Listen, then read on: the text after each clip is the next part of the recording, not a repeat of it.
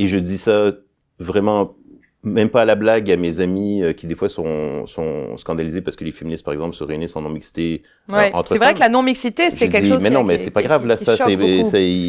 elles vont être en non-mixité 3 heures dans la semaine. Tu peux aller faire une sieste, tu peux aller prendre un verre, tu peux aller lire un livre, tu peux aller au cinéma, tu peux faire ton propre groupe. Là, c'est pas grave, là. Elles sont en train de réfléchir. Peut-être que quand on va sortir, ça va être grave, en fait, parce qu'elles ont des choses à nous reprocher, nous, les hommes, ou elles créent un rapport de force. Mais la non-mixité, dans l'histoire occidentale, les groupes subalternes, ils ont toujours fait ça. Le syndicat, pour moi, c'est de la non-mixité.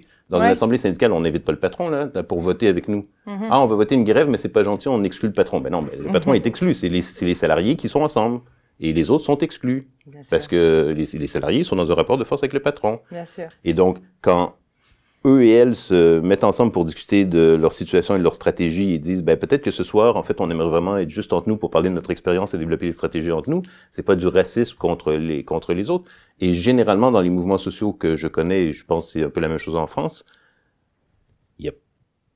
et par ailleurs, on pourrait argumenter que le séparatisme serait même peut-être mieux, parce qu'ils se font souvent avoir dans les coalitions, mais en fait, dans la réalité, il y a tout le temps des moments de coalition, il y a tout le temps des moments d'alliance, il y a tout le temps un 1er mai ou une grande manifestation unitaire ou un grand événement.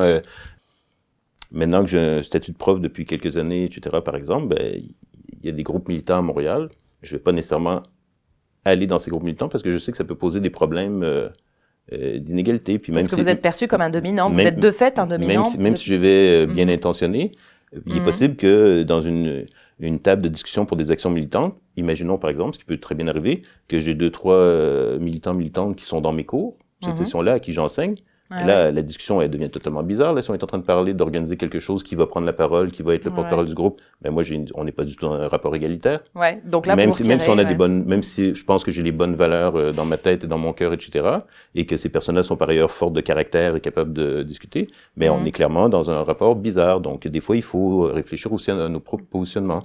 Et si on reproche aux autres, des fois, de vouloir se retrouver en non-mixité, je pense qu'il faut se demander aussi pourquoi, là je parle pas de vous, je parle de pourquoi on voudrait être tout le temps partout aussi. On n'est pas obligé d'être partout, on peut faire d'autres choses.